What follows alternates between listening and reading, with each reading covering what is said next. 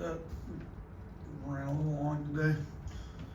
Sure you could expect. So, yeah, it's a few more people in here than normal too, which is expected. Look, obviously it's a big game. 1 versus 2, first time ever in SEC basketball history. A lot of tradition in the SEC, so we're fortunate to be involved in the first ever 1 versus 2 matchup. We're fortunate it's on our home court. It's great to have college game day here. We've gotten our program to a level that back-to-back years game days come in to do a game here. So proud of our guys, proud of the staff that's assembled this roster. Our guys deserve to be on a national spotlight with the way they played, but if we're gonna focus on all that stuff, it's gonna be a big distraction from what we gotta do to win the game. So thought we had a good practice yesterday, today. Our guys got their legs up under them on Wednesday. We gave them the Wednesday off after that late game at Texas. And I think we've had 2 good practices. Darion's finally been able to do some live stuff in practice. He was able to do some live stuff today. We'll see how he looks tomorrow morning and shoot around, and he'll end up being a game time decision. But he looks a lot better than he has at any point in the last month or so. So that'd be good if we could get him back. Look, there's not a whole lot I'm going to say that you guys don't know on this matchup. I mean, Auburn's our rival. They're number 1. They've been number 1 team in the country for a long time this year. They're very good. 6 out of the last 8 championships in the SEC have been either Alabama or Auburn between regular season and tournament. So it's a lot more than just bragging rights in the state of Alabama riding on this game here tomorrow. So, and our guys have the appropriate energy, focus, and I think they'll be ready for this game. Charlie? Yeah, Coach, just with Aiden, obviously this is a big game for him. How have you just seen him approach this week and kind of handle it from a mindset standpoint? Yeah, I mean, obviously he's familiar with their system, their team. He had some really good games here. He's a year older here. He's gotten comfortable in our system. He's playing well in it. It'll be a good, it'll be a big game for him, but he's pretty relaxed. He doesn't turn the ball over much. I don't anticipate him doing anything crazy, but he'll be ready to play. He's been ready to play in most of our games all year.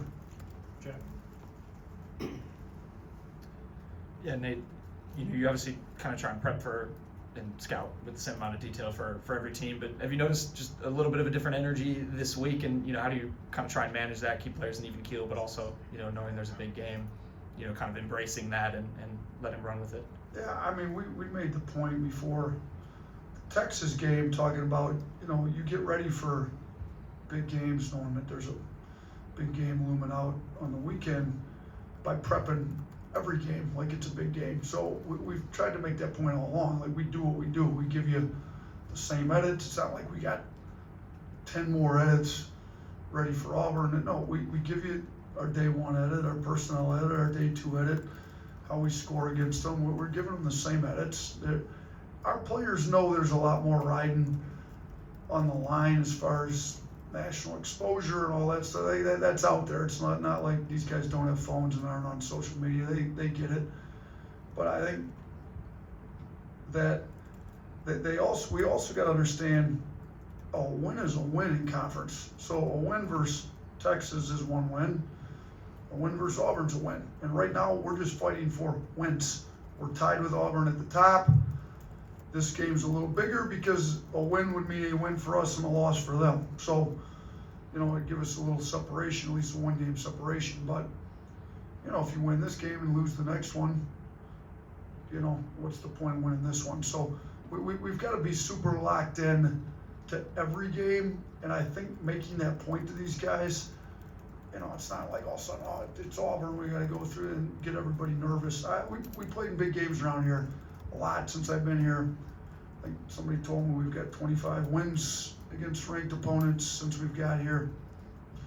That's a pretty fair amount. I think that ties what they were able to do under Wimp. We've my first year here when we were 1 game over 500. We beat Auburn here when they were the 4th ranked team in the country, if I remember correctly. So we prepare our guys well to play in big games. I don't think overdoing it, getting them extra stressed out helps prepare them to win. We put the scout report in, we get locked in, we execute the scout report, we get a win. Yeah, you just hit on it with your first Auburn game here. They were top 5 undefeated, so obviously they were kind of in a good spot. But just overall, how much have you seen college basketball grow in this state and this rivalry since you've been here? Yeah, obviously we were not ranked that first year. Started out the year losing a bye game, game 1. Didn't really have the roster to run the system we wanted to run, put it in anyways.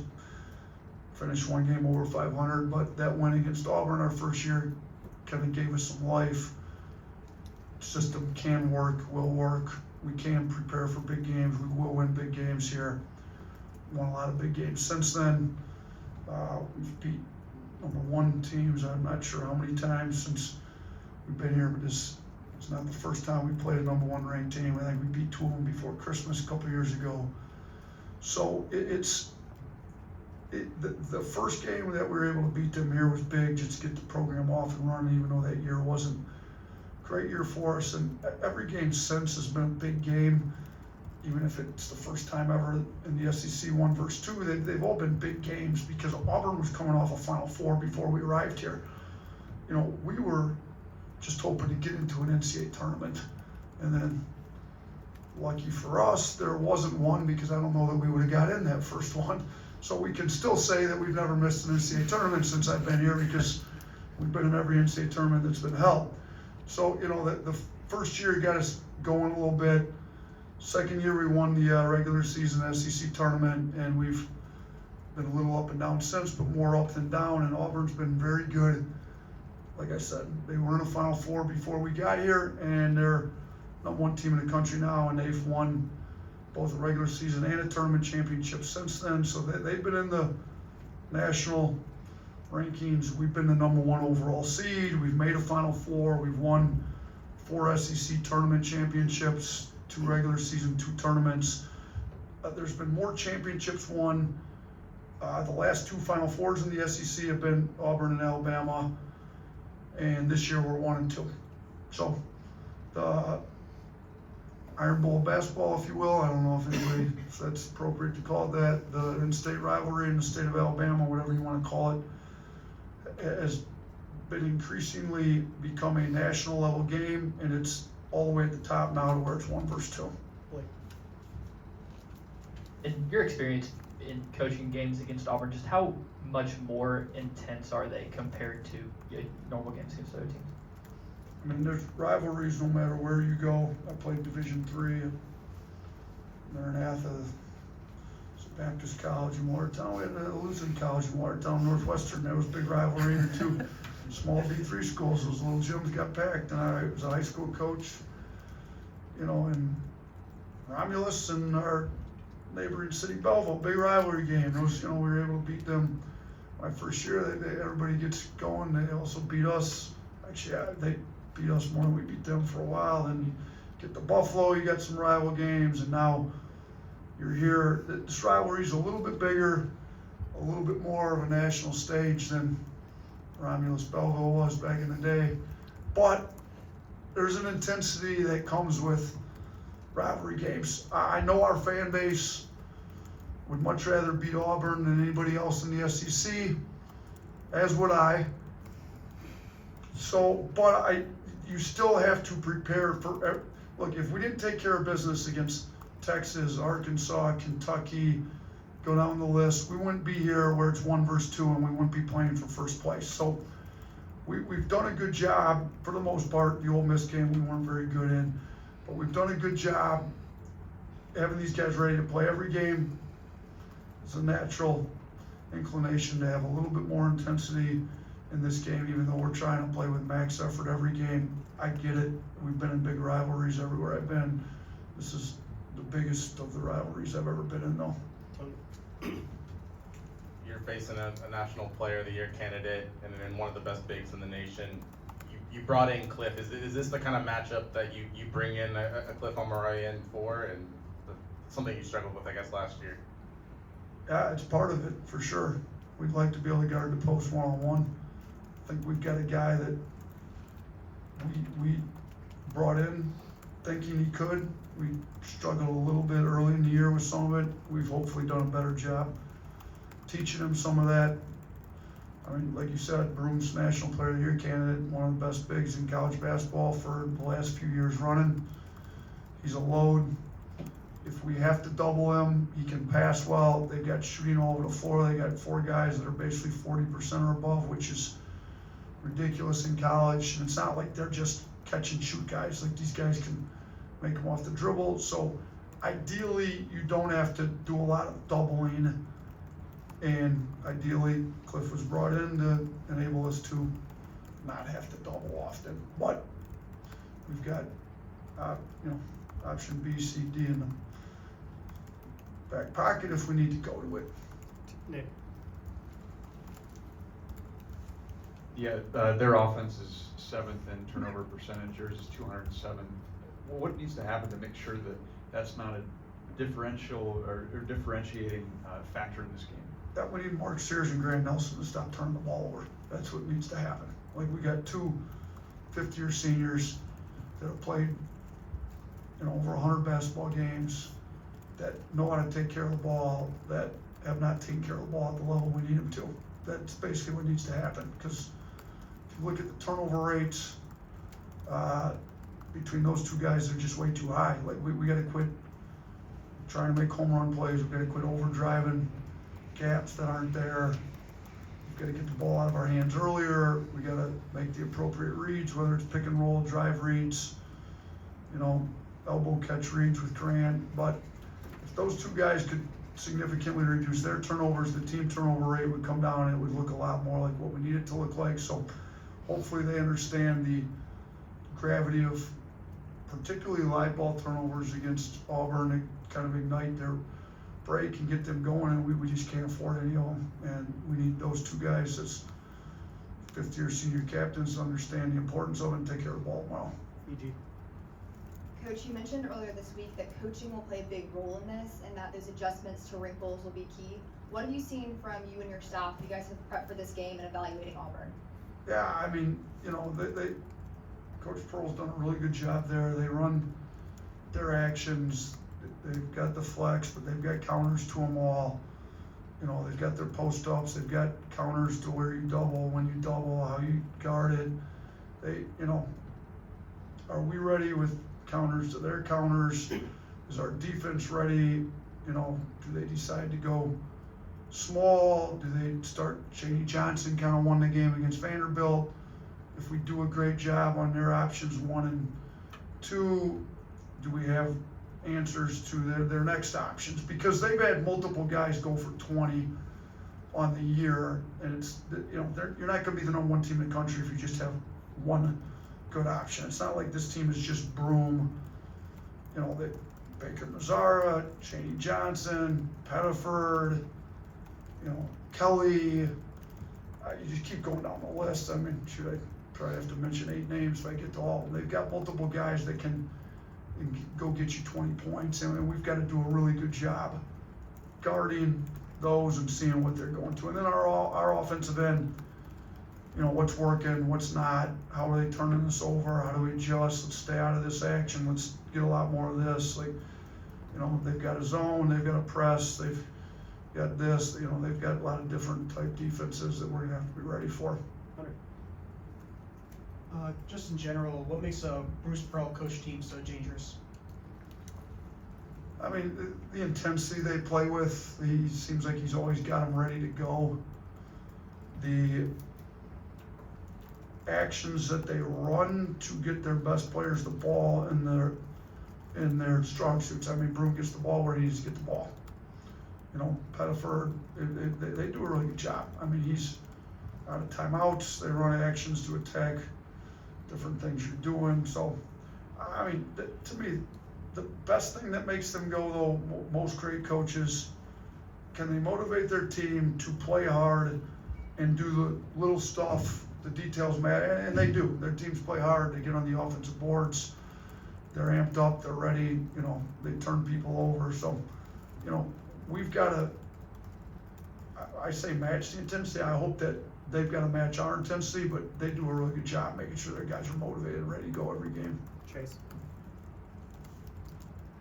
I know Herb Jones was a one of a kind player here, but does Mo Diabate remind you of Herb a little bit just by the way that he can defend guards at 6'7"?